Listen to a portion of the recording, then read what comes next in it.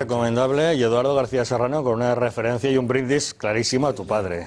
Pues sí, hay que agradecerle a José L. Sánchez que haya vuelto a catalogar a Rafael García Serrano, que es efectivamente como su personaje, su Gabriel Araceli, porque él utiliza en su libro la misma técnica narrativa que Galdós en los episodios nacionales. A partir de un personaje imaginario del novelista, Gabriel Araceli, se van narrando todos los hechos acontecidos en el siglo XIX español, ¿no?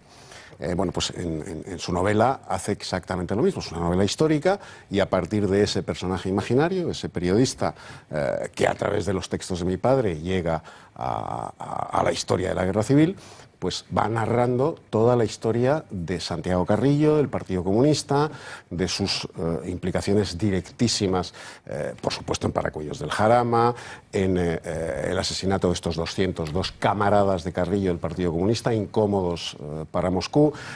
No ha mencionado la labor de Carrillo, el papel de Carrillo en la derrota final del maquis, de las partidas del maquis, cuando en 1948 Stalin decide que España está definitivamente perdida para la Unión Soviética, da carpetazo a su intención de instaurar en España la primera república soviética del sur de Europa, porque ya está más centrado en la Guerra Fría, en el año 48, le da a Carrillo orden de acabar con las partidas de guerrilleros del maquis que están operando en España. Y entonces es el propio Carrillo el que desde el exterior colabora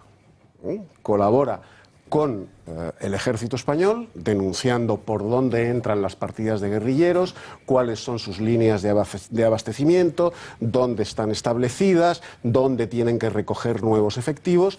Colabora con el ejército, con la Guardia Civil y con los servicios de información españoles, delatando a todos y cada uno de los jefes de partidas de los maquis, que son finalmente unos apresados y otros muertos en sus enfrentamientos, o bien con el ejército o bien con la Guardia Civil, en el Pirineo, en Castilla-León, en la zona de Valencia y del Maestrazgo. Hubo muchísimas partidas que se enfrentaron a la Guardia Civil y al ejército, y a partir del 48 es Carrillo, Santiago Carrillo, el que proporciona esa información por orden directa de Stalin para que sean eliminados, porque Stalin ya ha desechado la instalación en España de una república soviética en el sur de Europa.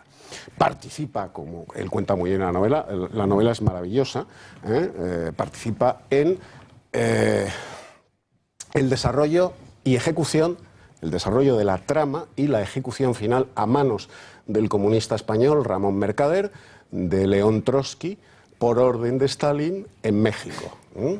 Ramón Mercader lo asesina con un piolet de montaña, le abre la cabeza con un piolet. Bueno, pues en el desarrollo y en la preparación logística de ese asesinato de León Trotsky, por orden directa de Stalin, están Carrillo, está Diego Rivera, está Pablo Neruda,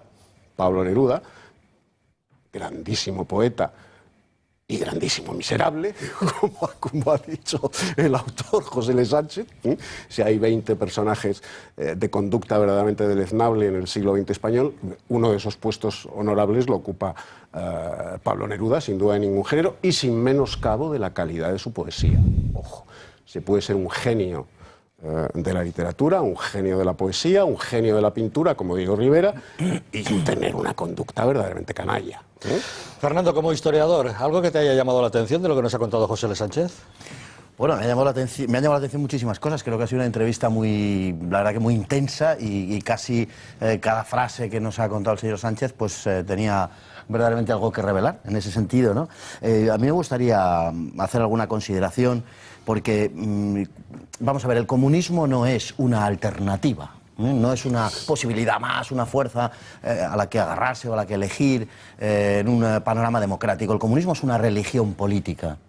Entonces, hay que entender lo que es el comunismo y hay que entender lo que eran los comunistas y lo que son los comunistas verdaderamente para hacernos cargo de qué fue esto. El comunista está dispuesto a cualquier cosa, literalmente, a cualquier cosa si lo ordena el partido.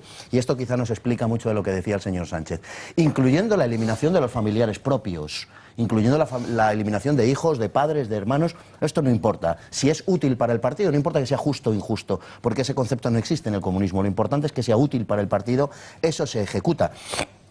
Ha habido casos clarísimos, el caso, por ejemplo, Stalin, su mano derecha era Molotov, su mujer estaba en un campo de concentración, Polina, era judía, estuvo 2 veces en un campo de concentración, Molotov pasó largos años al lado de Stalin, jamás se dirigió a Stalin para preguntarle por la suerte de su mujer. El partido había decidido que tenía que estar en el Gulag, punto y final, y no se hablaba más de la cuestión, ¿no? Hoy el